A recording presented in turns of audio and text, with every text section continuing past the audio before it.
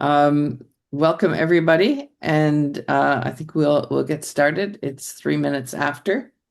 This is my first time chairing, so we'll see how we do, and I hope you'll be tolerant of uh, any glitches or any mistakes. So the first item on the agenda is the land acknowledgement, and we have Sheila Cook here to do that for us. Hello, good evening, everyone. Um, I live in the beautiful Kawartha Lakes area in Ontario, north of Peterborough, and I'd like to do the land acknowledgement from two perspectives. And I apologize in advance if I do not say the Indigenous names correctly. I'm very much a beginner learner. So the traditional name of this area is Kawa Ate Gaming, which means the land of shining waters or reflections. I recognize that a national group like ours, we come from many Indigenous lands, and I'd like to share with you the land acknowledgement recommended by my neighbors across the lake, the Curve Lake First Nation. I respectfully acknowledge that I'm located on the Treaty 20 Mississauga territory in the traditional territory of the Mississauga and Chippewa Nations, collectively known as the Williams Treaties First Nations. I respectfully acknowledge that the Williams Treaty First Nations are the stewards and caretakers of these lands and waters in perpetuity, and that they continue to maintain this responsibility to ensure their health and integrity for generations to come. I'd like to quickly offer another perspective, and that's a personal one. So I'm a member of the nearby Bobcaygeon Truth and Reconciliation community. And my partner Reinhardt and I do our best to be good caretakers of the land, trees, rocks, water, and the air that we share with many different creatures, great and small.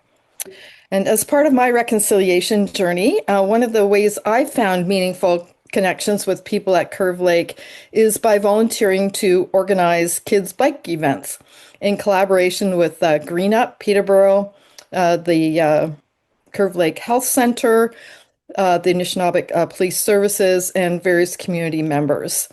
And through this partnership, I feel that we've started to develop trust relationships. I learn about ceremony and traditional ways, and I learn about the successes and challenges at Curve Lake. And as a real, I'm going to say, unplanned bonus, I now have an informal Indigenous mentor from Curve Lake who I can ask all my naive questions to. We can have good, honest conversations about some tough topics. So, if any of you are looking for a way to further your reconciliation efforts, you may like to consider volunteering for a collaborative community event. So, thank you very much. Thank you very much, Sheila. We're going to move now into sort of an overview of the fall campaign and action. And I'm going to ask Dave Smith to start with the theme and how we've been thinking about it. Thank you, Ricky. So the overall theme for this fall's action is break through the climate silence because later is too late.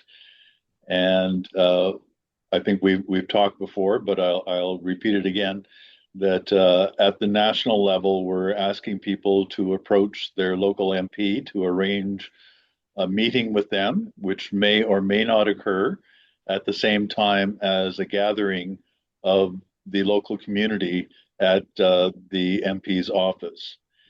We also recognize that this is a year of many different elections and voting events. So whether it's a municipal election, we understand that there's the referendum in Alberta. And if there are any ways that you can tie those events into our fall action, we'd greatly appreciate it. The important thing is with us is the gathering over the meeting with the MP, because we are trying to build community support and gathering the community around getting getting more action on climate now as opposed to later. So I think that kind of gives an overview of the theme. Ricky? Yes, there's some exciting news that I'd like to mention, and then I'll give a couple of other details. Um, we have had an offer, a very generous offer from a communications group uh, called Elephant in the Room, which is two people, Tara and Ben. And they have offered to do uh, national images and media for the campaign this fall. And I wanted to show you a couple of examples of what they sent us. These are drafts. These are not final. We're hoping to finalize them later this week and then test them out. So this is the first image that they had and then the second one, the third one, and the fourth one. Is there a lot? And there's the last one. So the campaign will include the posters, billboards, and social media. So we'll see what it's going to look like, and we'll keep you informed as soon as we finalize it.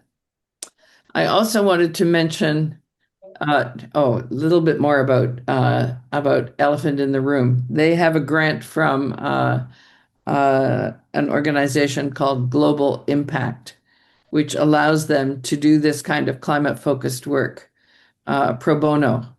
So we're very happy to be working with them, and we'll be organizing a letter of agreement that will give us the final say on anything that uses our logo or our name. The other thing that I wanted to mention is that the Steering Committee for Seniors for Climate, the National Steering Committee, had a meeting yesterday.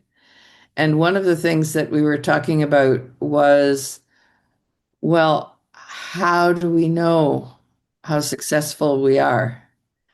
And particularly because there are many things that are going to be happening all across the country and at many different levels, at the community level, at the provincial level, and some focused on national issues like the electrification question.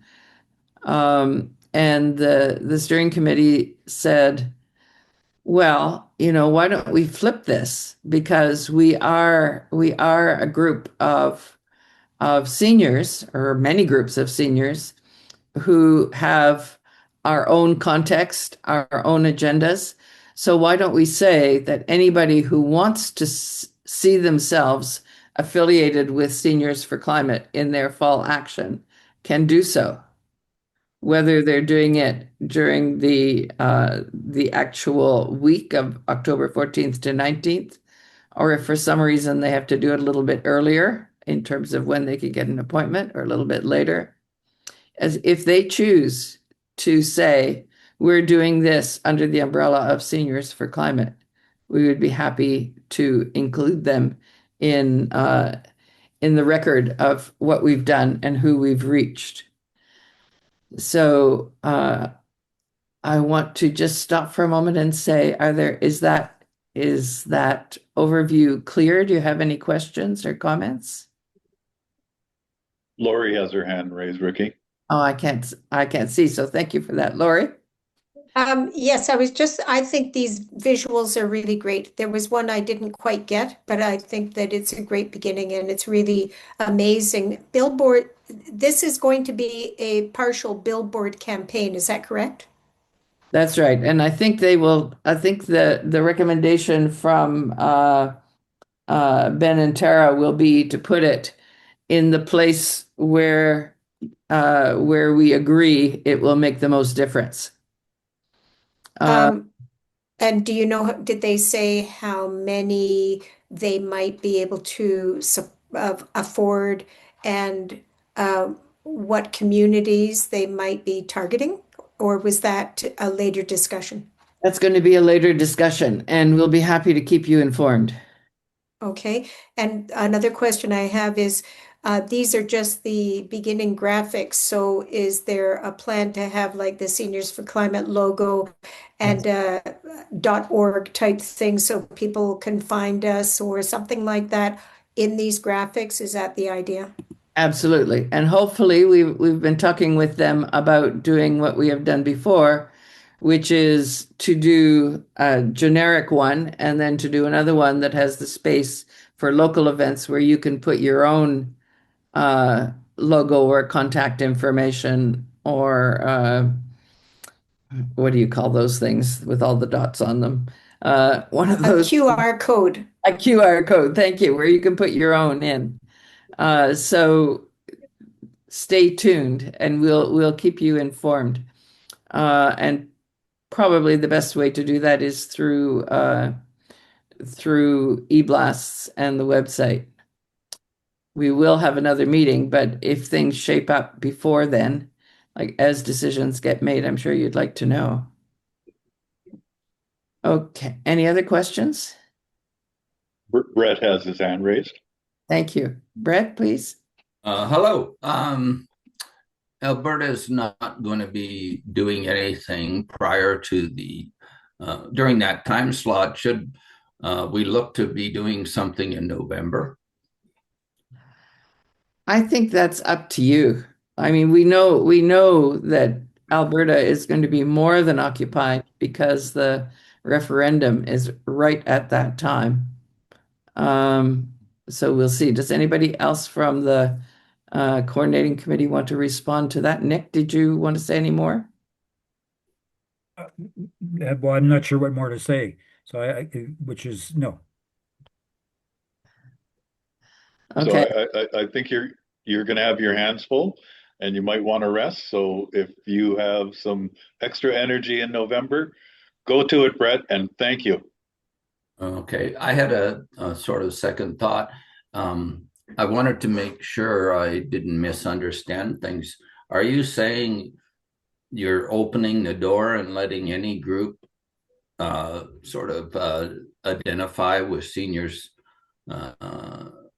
for Climate Action now, regardless of their philosophy, values, whatever, as long as they're in support of the general idea? I didn't quite catch that. Okay. Well, there are SCAN, Seniors for Climate Action Now, is one of the organizing members of Seniors for Climate, Yes. right? So Yes. this decision was a decision of Seniors for Climate, and SCAN was part of that decision. So people who want to identify with Seniors for Climate may or may not be members of SCAN. And I agree with you that the question of being completely open is something that we may need to think about as we go along. And we'll see how it works. Yeah, the reason I bring this up is our Earth Day, not this year, but a year ago, we had a vegetarian group that was passing out some pamphlets, which I don't think some of the things on it SCAN would even come close to endorsing, right? So that's my concern. If you opened up without sort of some vetting, that they're understanding that it's not about some radical idea that they might have, that it's about the the focus of ending the fossil fuel era. Yeah.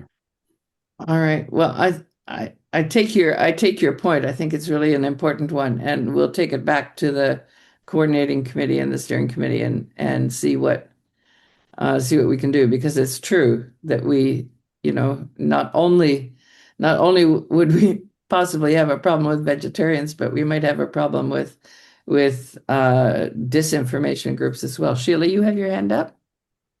Yeah. So Lois had her hand up before Oh, Sheila, sorry. and then it's Sheila and Nick.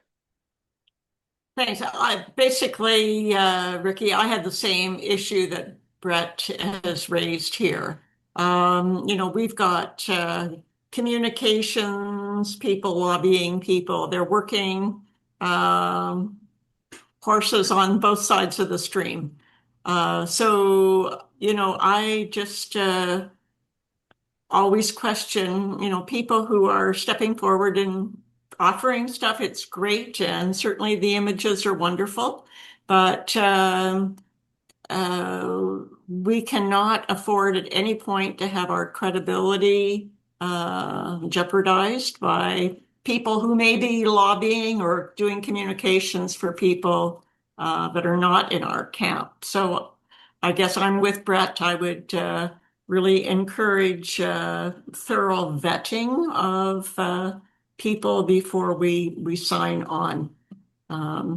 Because we work hard, all the volunteers work very hard to make sure that we are a credible group of people.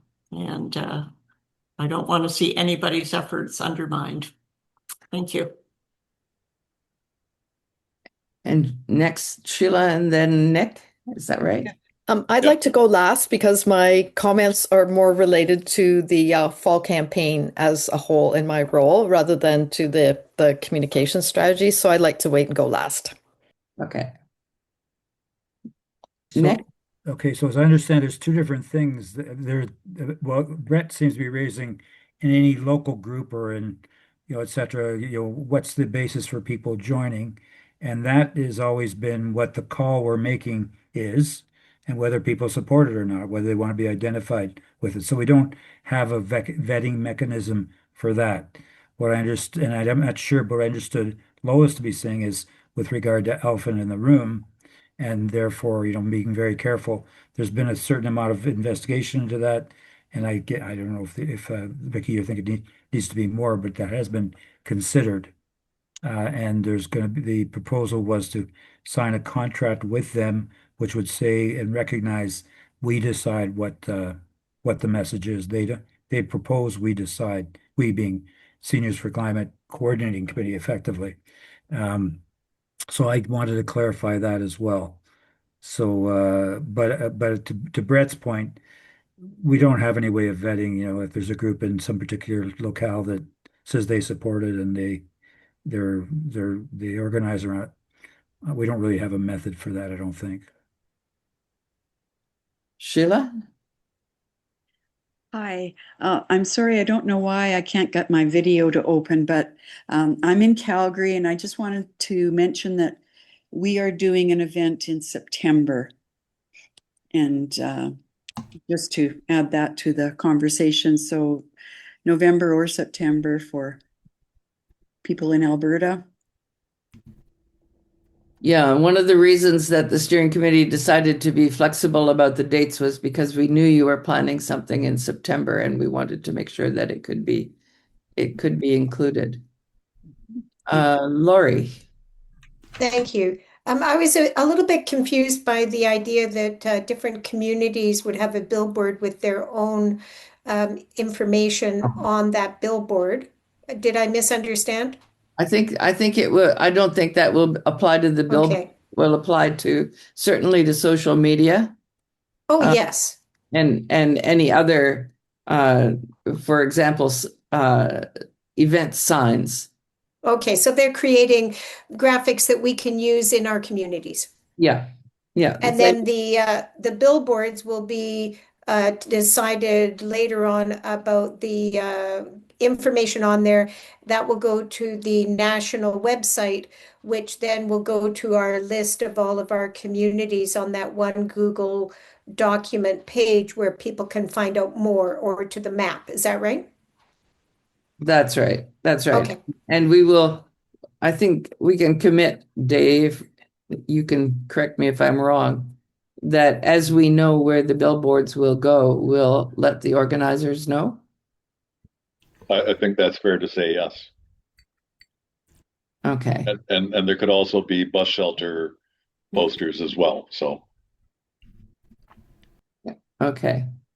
So the next item on the agenda is Oh, sorry, Sheila has her hand up, Ricky. yeah, Sheila, did you want to speak to the overall theme, or did you, because you're up for introductions in a minute after. Oh, I misunderstood. I thought it was earlier in the agenda and it got skipped over. So I will wait patiently. I'm fine. No, it was earlier in the agenda, and then we had a slight mix up.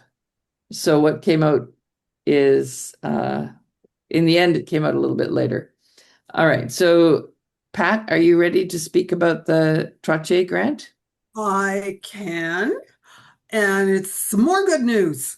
We did get the Trottier grant, so that we have funding for a year. Well, the grant showed up in July, so we have funding till next July.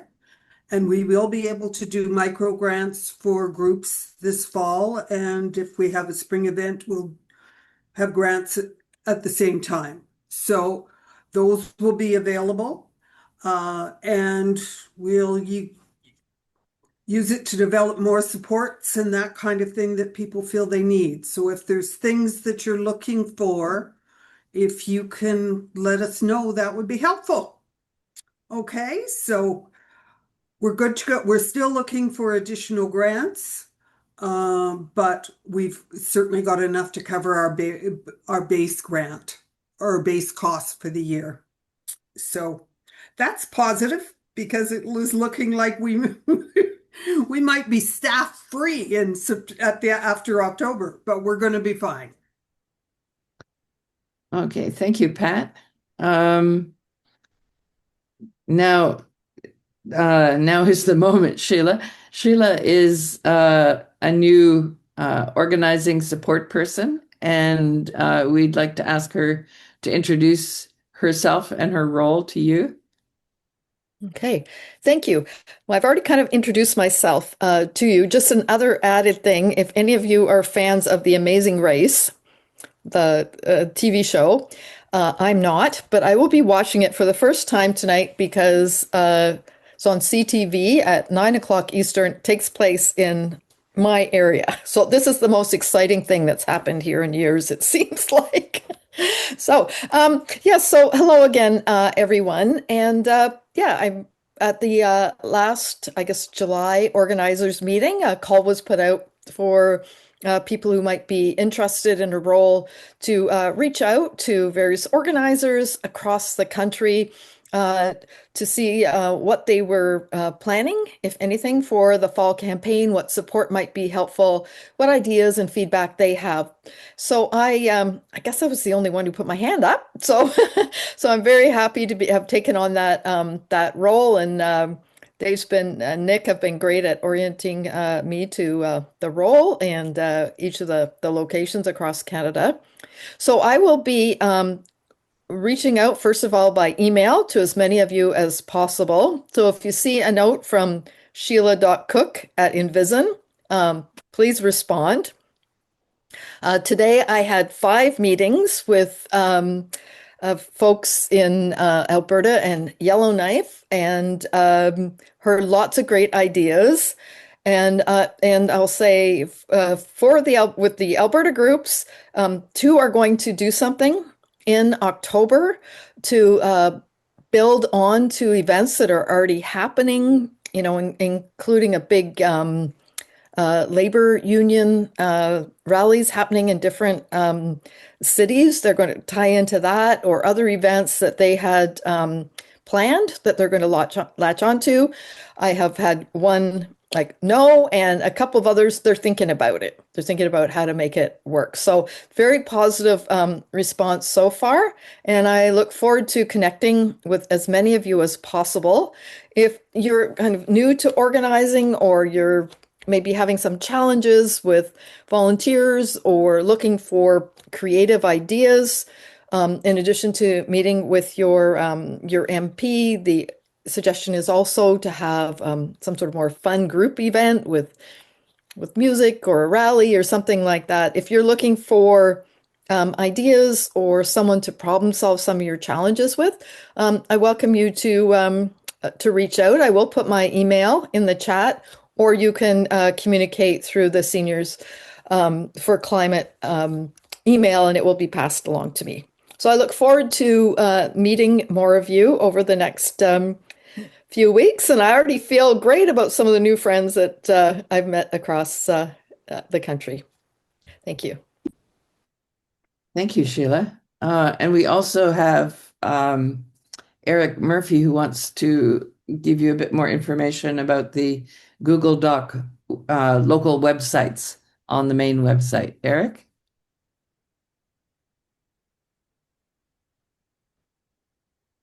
Eric?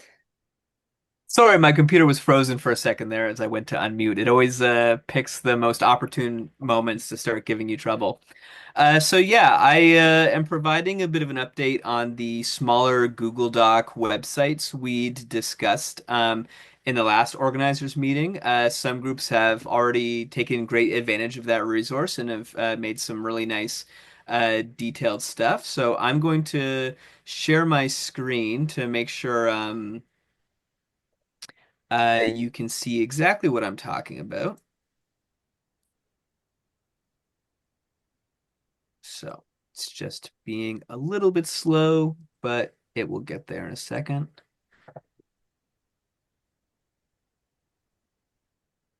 Um, can people see what I'm looking at yet? No. Okay, I'm on some rural internet, so it's just being very, very slow at the There moment. goes. What about now? I feel like Yeah. Yeah, can see it now, Eric. okay, fantastic. Thank you.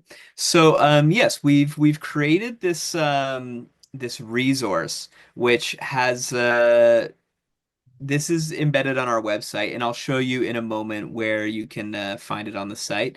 But we created a list of all our locations. If you're familiar with the map, that's where we took all these locations from. So it's different locations across Canada, and you can see that a couple of them are linked. These are the first few groups to take advantage of these Google Doc websites. And the usefulness of these is a few. Um, One of which is that, you know, if you want to have a place online where you have a lot of information about your group, having one of these websites means that, you know, we help you set it up and you always have a link for that. So it's very convenient to be able to share what you're doing with friends, with people who might be interested in this work. So I'm going to show you one really quickly. I'm assuming the BC Hub is okay with me sharing this. It is publicly available on the website, so I imagine in this group they would be fine with everyone seeing it. It does look very nice. So I'll show you what one of these can look like. If you have access to the list, all you need to do is click on one of these links and you can open it. And a Google Doc website gives you the advantage of you know, unlike a regular website, which if you want to make changes to it, it's a long process. You need someone with like familiarity with WordPress or a different thing. With a Google Doc, it's so easy to go in there and make changes. The groups who have access to these, I give a few people editing access so they can make the changes themselves, or I can help with it. And yeah, so you can see this is a group that's really gone above and beyond. They've added their about us, there's contact information, lots of photos, you know, other links providing information. And I won't go through it all, but if you're curious, you can find this on our website. So you can really see just how much these websites can offer. But it could also be as short as just a couple links, contact information, and your event details, sort of what you would see on the map. So once you have one of these websites, you just need to copy the list at the top and or the link at the top, and you can send it to people. And yeah, so if you want one. You can email Seniors for Climate. We recommend the admin@seniorsforclimate.org email. And I will put this whole document with all the groups and information about how to get one of these sites. I'll put this in the chat after I'm done if you're wondering where you might be able to find some of these links. But yeah, if you reach out to this email, or if you have my email, you could reach out to me. That's fine as well. We can help you start to set one of these up. And where they're currently living on the website, this may change to become a bit more prominent. And we have someone looking at making the way it's worded a bit more prominent. But currently, so if you go to the general Seniors for Climate website from the homepage, and then you go to Event Map, And it kind of makes sense, right? Event map, it has the map of all the locations across Canada. So it makes sense that the document would be in the same place. So currently that document is up here. It's the highlighted link in this document. And if you click on that, it'll take you to the document I was just showing you. So yeah, the beauty of these websites is they're fast to set up, they're easy to edit, and you can send them to anyone, and they are publicly available on the website.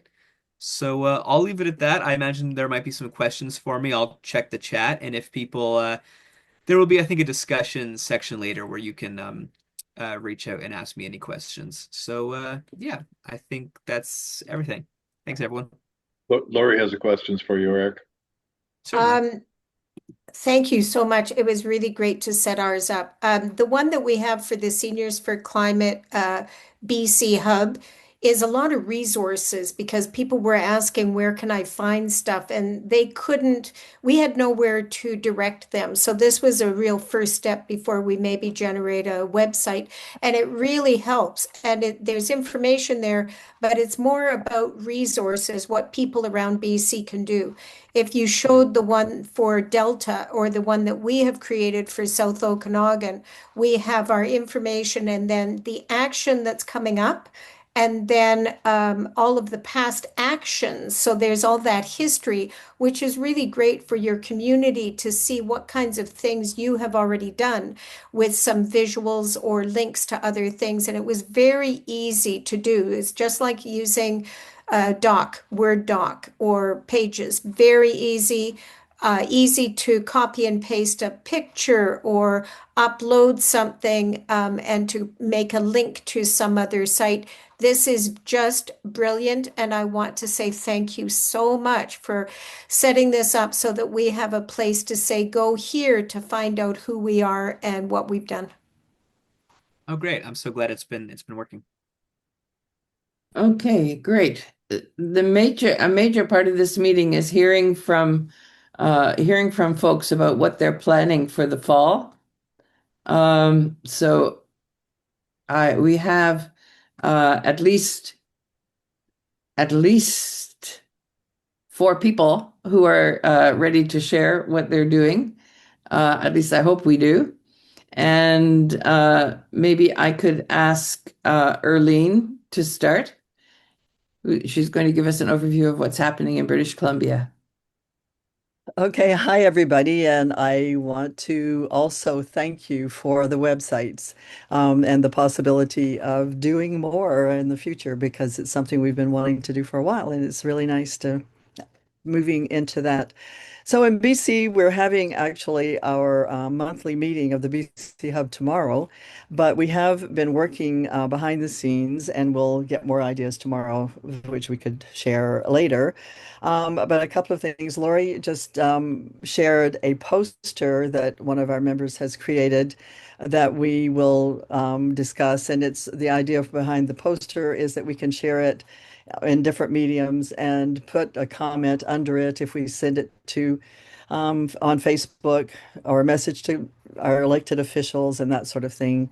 So we will work on the ins and outs of that tomorrow. But anyway, it's in the chat if you want to have a look at it. It's quite impressive, I think.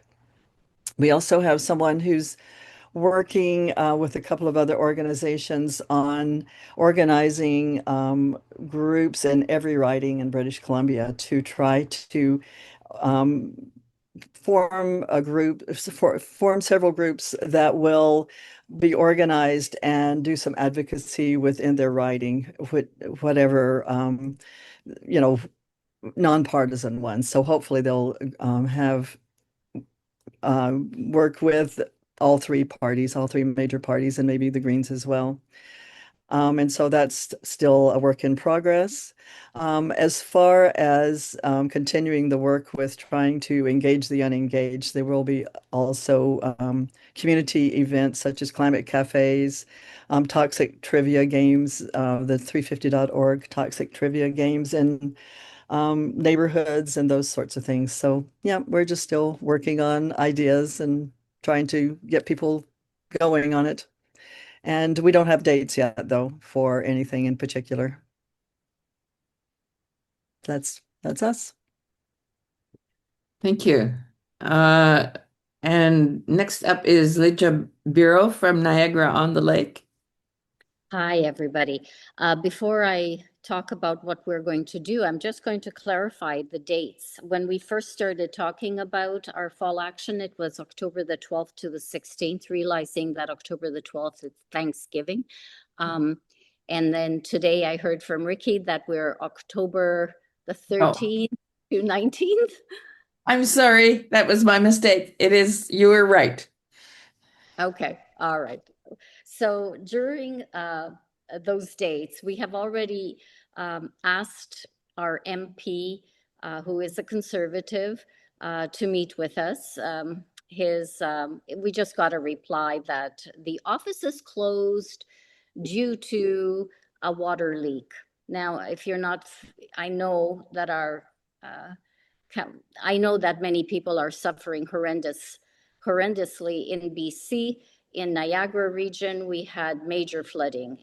In fact, many homes, many farmers' fields, vineyards, orchards were under at least 2 feet of water.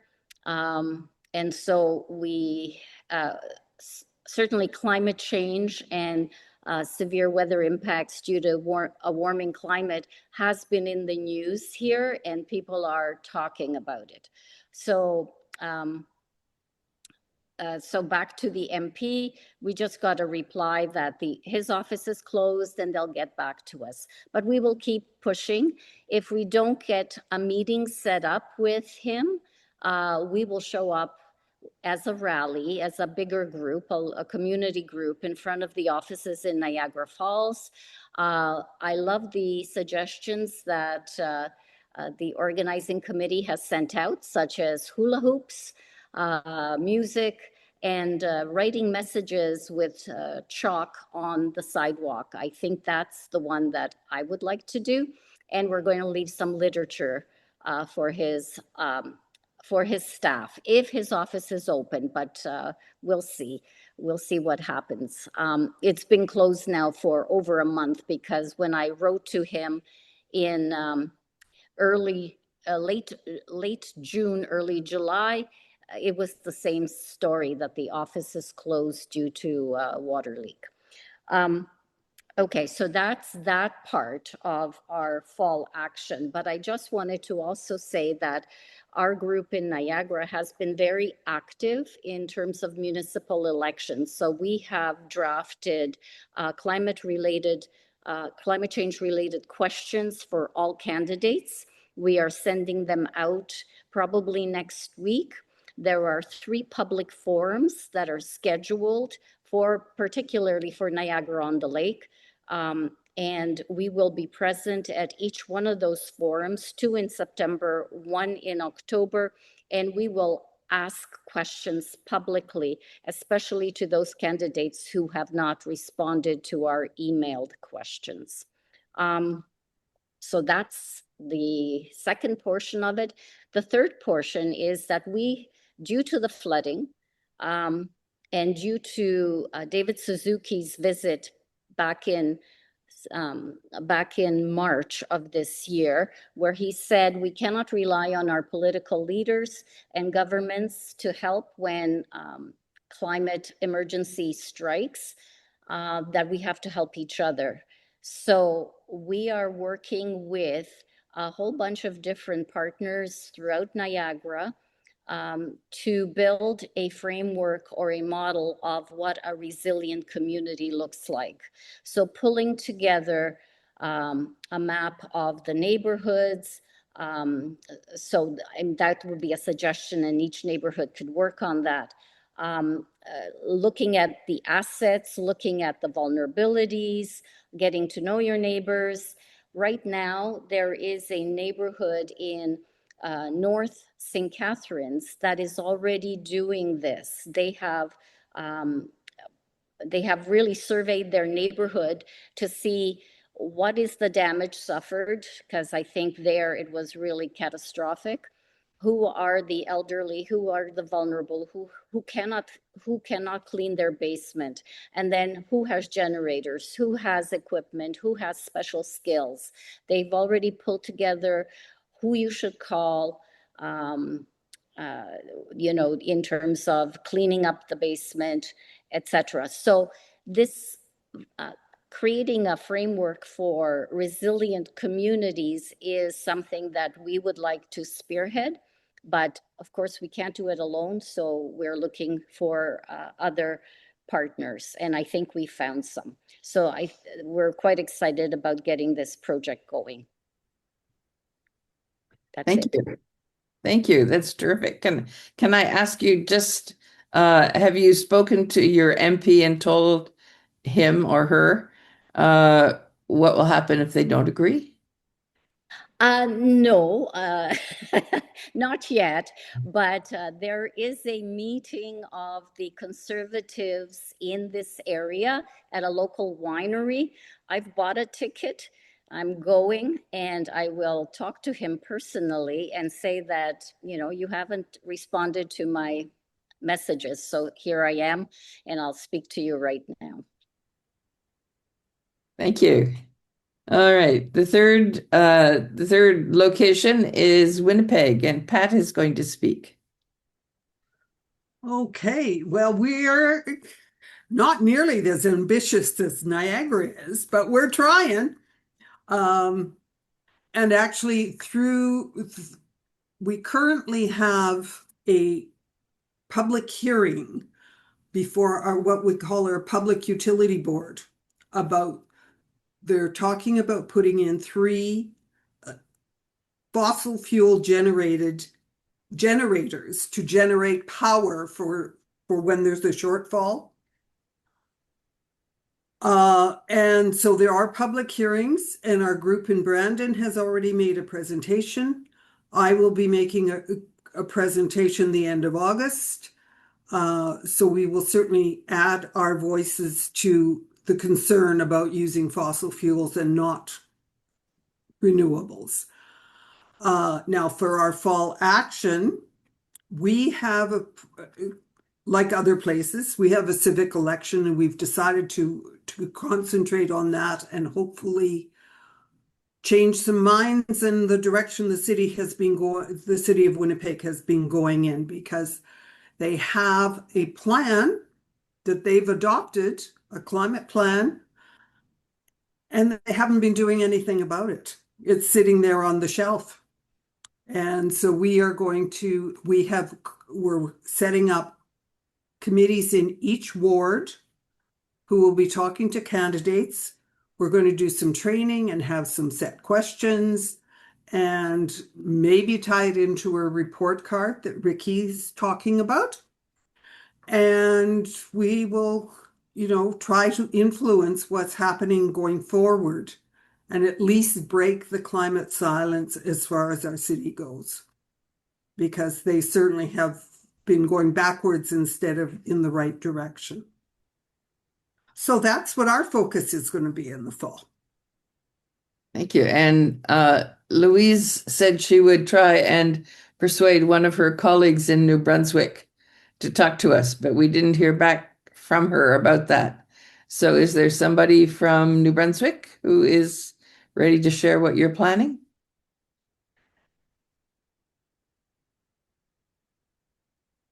No? Nobody from New Brunswick? Going once, going twice? All right. So are there other people who would like to share what you're doing and how it's the same or different as what you've heard? What your challenges are, what your opportunities are? Leva has her hand raised, Ricky. Thank you. I really can't see that. Go ahead, please. Well, in Toronto, we have come up with a plan which is different than anything we've ever tried before. People who are from Ontario may be familiar with Maud and Millie. Maud and Millie, we did a film with 2 actors from our Cultural and Innovative Tactics Committee a few years ago before the provincial election. And they did a wonderful job. We worked with Artists for Real Climate Action. And it was really super. It's up on a website. If you go to the Seniors for Climate Action Now website and just go to the search and put in Maud and Millie, you'll see what I'm talking about. So we decided to bring Maud and Millie back And the two women who were the original actors are in, and we have somebody from Artists for Real Climate Action who's in. We have a script, and the intention is to do pop-ups on the subway. So we're going to bring Maud and Millie and extras to a subway and get on a car, go through this script, and then the extras will raise their signs, no pipelines, and so on, start singing, and then head off to the next car. So that's what we're going to do. We've never done anything like that before, but I think that it would be it'll be fun, and B, we'll film it. And so the end result will be something that we can promote. Thank you. That's terrific. How long is each presentation? The script as written is less than 2 minutes. Perfect. Okay. So Kathy Gibson has her hand raised, and Lois Little had her hand raised as well. Okay, Kathy first, please. Okay. I just injected into the chat a witness to the terrible fires that have taken place in Summerland and Peachland. And we thought this letter was specific in its intent because it listed the number of people affected, and it also listed the connection between climate change and the fires and the devastating climate disasters that are taking place in BC that have, as Lori said, been erased from the news because of the political landscape here, where LNG development and pipelines are taking a lead role. So our strategy has been tonight to bring this letter forward to Minister Dix, who is the Minister of Environment, and we're going to pose the different aspects of this letter, which are so key and important. And then this gentleman ends by saying he's afraid for his grandchildren. Well, my grandchild, and specifically, posed this question to me, and I'm going to pose it to Minister Dix. Why are we continuing with fossil fuel development when fires are here and harm people, when we know fossil fuel development is linked to climate disaster? And that my 10-year-old granddaughter said that to me. So I think it's an indication that we are beginning to educate the public and that they are making connections. And this letter, that I'm going to summarize, which will be part of this report, lists very carefully why this demise is not natural disaster. It's an unprecedented denial of climate change and the policies that we need to develop therein to steer this disaster away from a catastrophe, which we're experiencing here in BC with these Category 5 fires that won't go out, that just won't go out, no matter how many wild, firefighters you have on the line. And they're spreading to date. So that's our strategy to date. What I hope to do in September is utilize some of these witness letters to bring forward to our MP that will state in a way that has been different from the past. People go see a minister for 15 minutes and list the science, but the science seems to be easy to ignore. But I think voters, people who are now seeing the connection between climate change and climate disaster through the onslaught of fossil fuel development, is a way to bring this forward that brings it home to a minister that our votes matter, and we're the ones who are asking for a different course of action. So that's just a thought. Anyway, that's it for me right now. Yeah, it's, thanks for that. First Nations in the boreal forest have been living with this for a few decades now, and now the rest of the country is catching up to the climate disaster. Yes. And, Kathy, I appreciate the passion coming out of BC, and I wrote a letter to my MP, and I have been bugging her for a response, but there is absolutely no response. Like Carney's got a pretty tight grip on his MPs. Well, so does Eby have a very important grip on his MLAs, but Yep. one broke. Kelly Green spoke out against LNG development. She was very quickly muted, and she came out with, I think, in this letter, which John Kidder says from Facebook, that the wildfire is a natural disaster. And this fellow comments on it.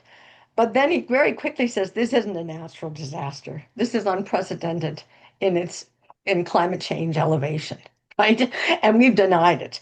And we're co-conspirators if we Yeah. continue to deny it. It's a very good letter. And I think it, as a person out there who is speaking through this letter, it really speaks to the climate science, but it speaks from a personal witness who is watching this happen and doesn't want to take it anymore. Do you know what I mean? It's like, okay, no is no. We won't let our land burn for you, which First Nations, of course, have been speaking for a long time. For a long time. You know, and there is independent media that are publishing our letters, are hearing our voices. And, you know, I certainly would encourage everyone to get like The Breach has done an excellent job of calling out CBC in their silence on connecting the dots. The Times Yes. doing a good job, Bravo, like there are independent media. So, you know, those letters that you refer to, Kathy, I encourage, you know, everyone to just share those with independent media. Thank you. Yeah, thank you. I'll do that here. Okay. Dave, were there other hands up that I've missed? Not that I'm seeing right now, Ricky. Okay, I see. Amalia, you are there as me. So if there are no other representations, I just want to add that I do think this is a moment when the link between the natural disasters, whether they're fires or floods, and climate change is being made. And the next thing that we can work on is getting that link to abandoning fossil fuels, because that is much rarer as of yet, especially in the mainstream media, but it's coming. It is.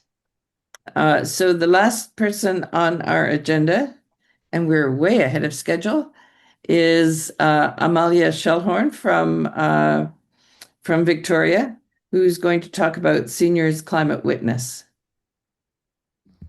Yeah, thank you so much. I'm so relieved to be here because I had a bit of trouble getting the link, but I have it now. So I am part of a team of people that in Victoria who are initiating an action that is to go to Ottawa in September for the when Parliament recommences. And I guess it's September 21st is the first day that Parliament will be resuming.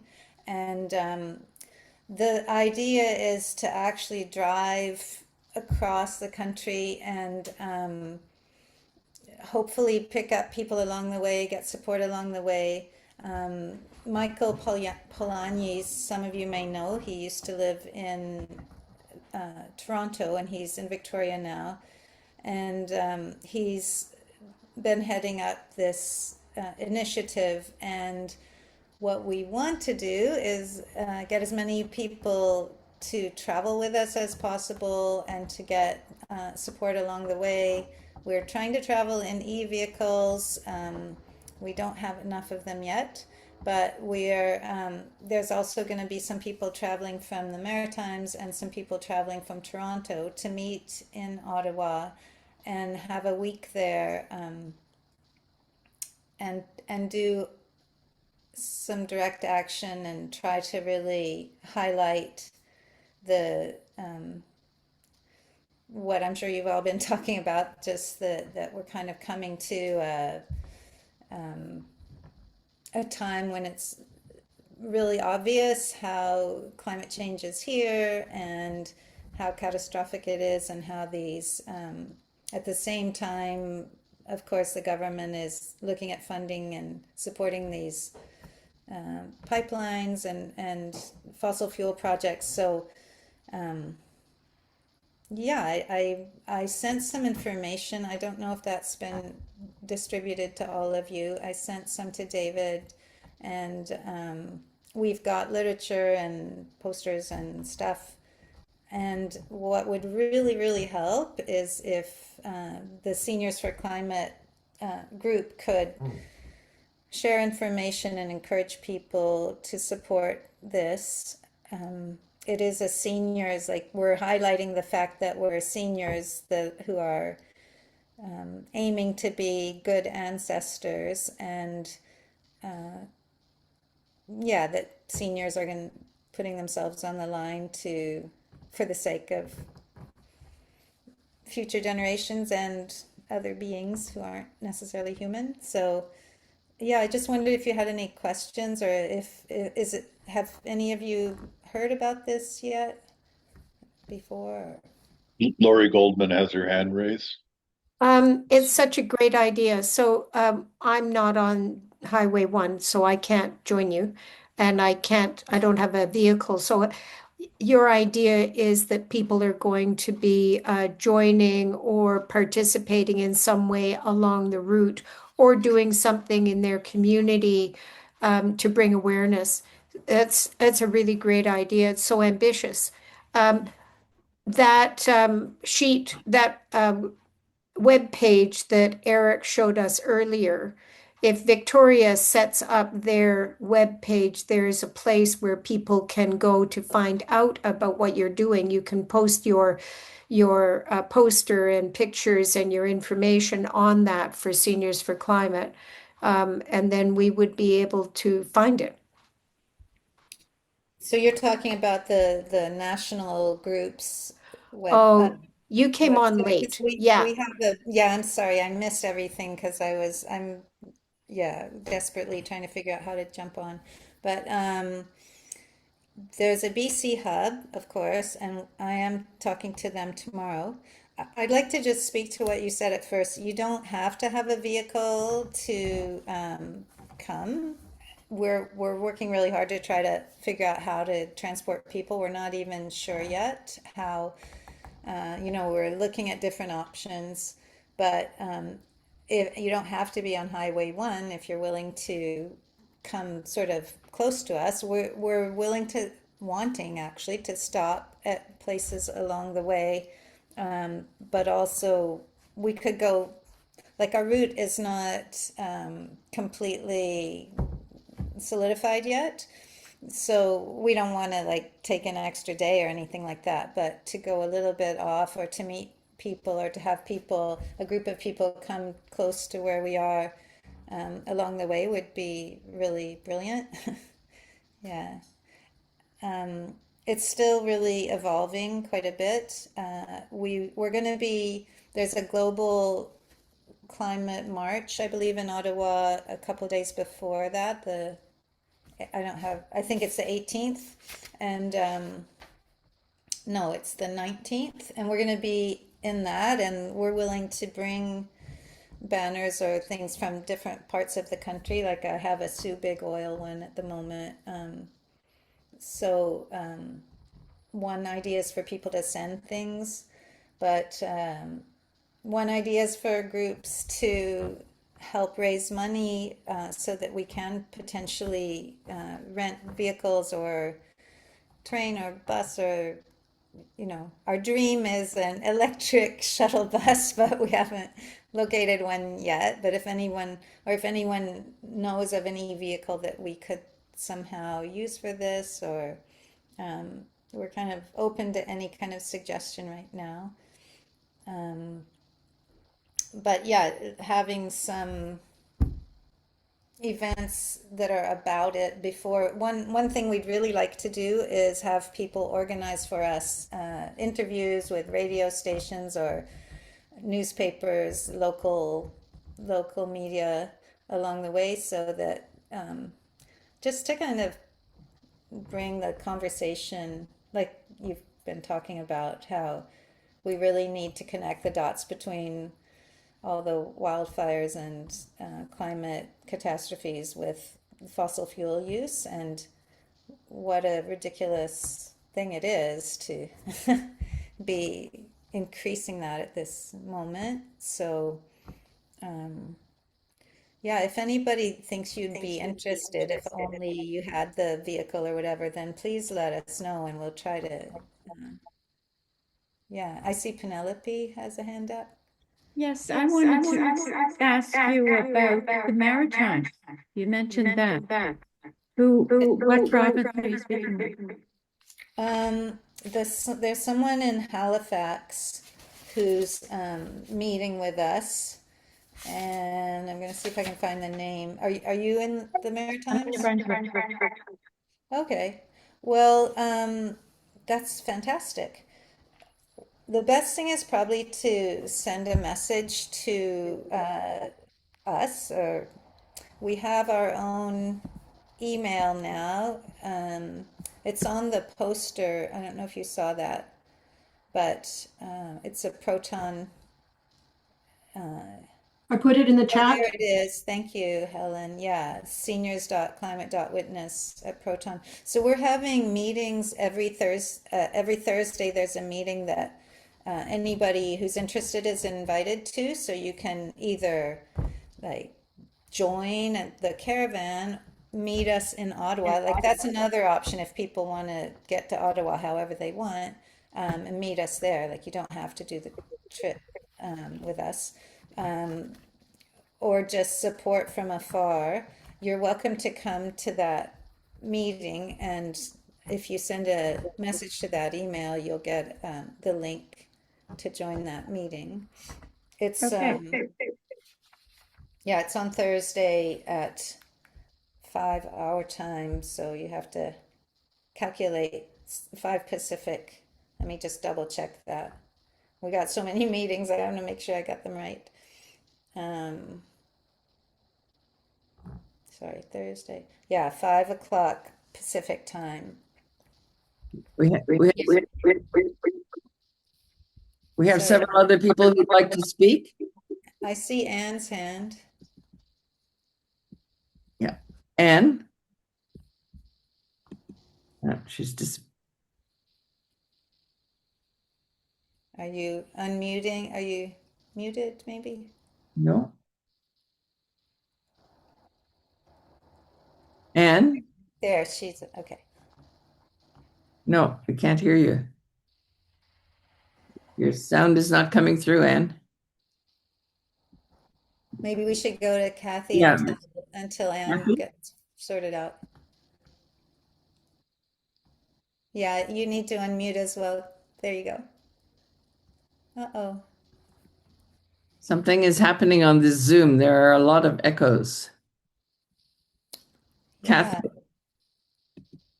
I was just going to say, sometimes people say you're always complaining and you don't have a solution.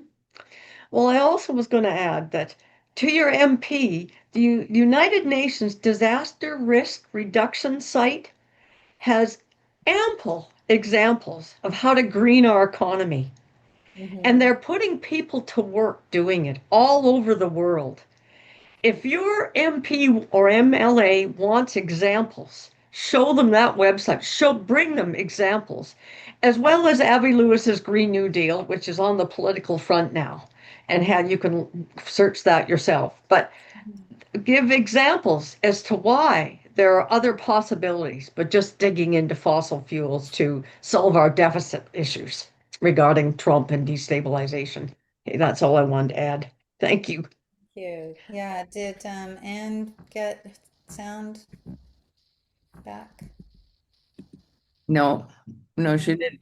And maybe you could put a note in the chat.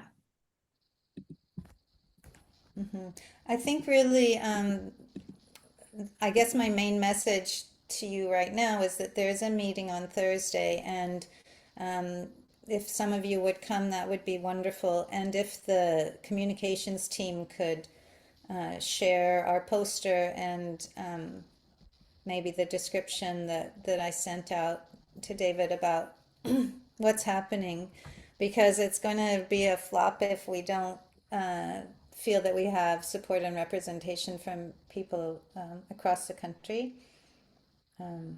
Well, perhaps you could put the poster up, go back and check, or I can talk to you. I can talk to you tonight, actually, Okay. about how to do that. Okay, Okay. great. Yeah. So, All right. yeah, Very thank you much, for Emily. giving me some time to speak to you. Okay. That is it for our agenda. Sorry, Ricky. Yes, did I miss something? Yeah, there is one other thing that, if you don't mind, I'd like to share with people, and that is the Martin Bush course on climate is coming up. Pardon me. This was a course that was put together by one of our sponsoring groups, Climate Action for Lifelong Learners. It is starting October the 13th. It goes for 8 weeks, every Tuesday for 8 weeks, ending on December the 1st from 1 to 2:30 Eastern Time. And there is a charge of $25 for it. I took the first edition of the course. I was very impressed. There is every session I went away with new information that I'd never heard before. So it's very good that way. It has a global overview. Why is climate changing? The global energy transition, electrification, disinformation and denial, climate in Canada, the nuclear question, and taking action. And I will get a copy of this poster sent out with the follow-up for this. And there's also a QR code there in case anybody needs it. Amelia? Yeah, I'm sorry. I just noticed that in the chat, I actually put something in error into the information I sent you. That meeting on Thursday, August 13th in Ottawa is not an information session. It's a training session for nonviolent direct action. So there are 3 nonviolence training sessions, and one is online. And that one's in Ottawa Thursday. But on Thursday we have online information and update and welcoming new people meeting that is not that one. So unless you're kind of ready to jump into the nonviolent action, you should come to our online meeting. And I don't have the link yet. We're working on getting a consistent link to use for every week, but I think Ricky can send that out tomorrow. Is that right, Ricky? I think I'll show you how to send it out. How about that? Well, I don't have that link yet because there's someone who has a professional Zoom account who's going to create it. It hasn't been created yet. Okay. But it will be at 5 o'clock online on Zoom on Thursday. Okay. All right. Is there That's 5 o'clock Pacific time. Pacific time. So yeah, 8 o'clock Eastern and yeah, 7 o'clock Maritime. Yeah. all right. Is there any other announcements? Nope. No, we're done ahead of time. So normally there is an after chat in case people want to talk to each other, but the formal part of the meeting is going to close. So thank you all very much for attending. It's great to see you all and great to hear all the work that's going on and all the sharing of stories. Thank you.